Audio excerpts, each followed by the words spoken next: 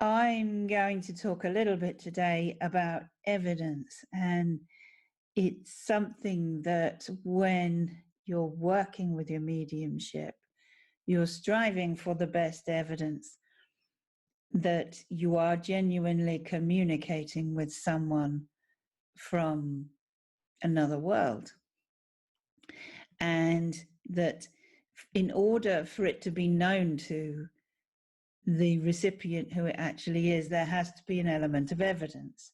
It's no good asking questions like, can you understand a mum in the spirit world? Well, we all can, even if our mum's not there. So you can't go asking lots of questions. Now, I know you all know that, but I really want to talk about a couple of things here. And it's the type of evidence. And just getting my little notes here of some things I was writing down, but the things I've been incorporating into my teaching over the years, and it is the differences of the types of evidence. Now, we all know how you achieve that evidence, either through seeing, feeling, perceiving, tasting, knowing, whatever. And I'm not really talking about that today. That's for another video where we can go into more depth with that. But if we look at actually breaking it down, we're looking at types of evidence that are, one, factual, and two, emotionally intelligent. And the factual ones can be quite important, really. I mean, you know, if you have got somebody's name, date of birth, address, and the relationship and all that kind of stuff, it's pretty good, but it can be gained in other ways. That kind of knowledge can be found out about a person prior. Now, most mediums do work ethically and wouldn't dream of in any way looking somebody up if they knew they were to be present. But factual evidence is a little bit more tricky. And the other thing about it is you're just telling someone what they already know. So even though it might confirm certain information about the present spirit that you are communicating with, it is information. And that isn't necessarily so exciting as what I call the emotional intelligence. And that is where you've established it is who it is. And this is why you may need a combination of both factual and emotional intelligence. So you've established who it is, and then you need to be communicating not just more and more facts. And that's one of the mistakes that you can get into, is just thinking it's boom, boom, boom, boom, fact after fact after fact.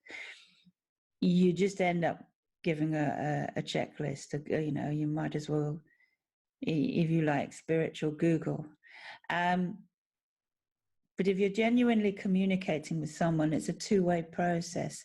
And there are certain things that are emotionally intelligent. So, for example, if you were a medium and you bring through a certain person for me in the spirit world, and there's a little bit of factual evidence there to back it up, plus you ask them, give me something that's going to be emotionally intelligent, or give me something that's going to really mean something significant between you and the recipient. And they show you, this particular person shows you a particular type of sea creature, then you're going to melt my heart, because I really know what that's about. And there's more to it. There's a story beyond it. So you've been shown a particular sea creature, and there's a whole story there. And that tells me that you've got something that's going to make me go, wow. The facts can make you go wow from the point of view as it can be very clever. But the emotional intelligence is really, really where it's at for saying, yeah, and I remember that. And that's what makes me feel good about the message. And that's what it should always do, is make you feel good. None of this business of, yeah, oh, they were on the money, they got this, they got that. That's all great stuff. But mediumship should make you feel extremely positive. It should leave you full of hope. It should leave you reunited with the love that you had before, even though it's not the same now, but a little gift of that love once again. And it's done through the emotional intelligence. So think very carefully about when you're communicating. Yeah, it might look clever to get all the factual stuff, get some. Make sure you know it really is who it is, but go for the emotional intelligence, because that's where real communication happens, not reading, but two-way intelligent communication. And it'll be unique. The information will be unique if you can get it. And you need to ask for it. And that's the problem. Don't wait for the download of data and information. Go and ask, and use all your senses and be open to your awareness and everything within that, which is vast. And trust. That's so important. Make sure you trust.